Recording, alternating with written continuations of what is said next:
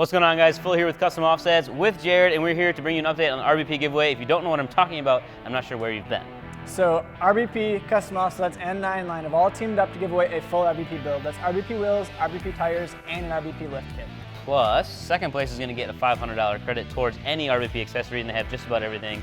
They've got gas doors, grills, their new stealth boards. Like literally, you can build a whole truck basically with just RBP parts. Yeah. So this contest is going to go from now while you're watching it until December 7th. That's going to be the last day you're able to buy this shirt.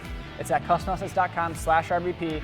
Limited edition. Once they're out, they're gone. Partnered up with Nine Line on this one, so they're the ones who created the shirt, created the design. They printed them all right here in the good old US of A. Yeah, so it's that simple. You come out to the website, pick one up, and you're automatically entered to win. Like Jared said, it's customoffsets.com/RBP.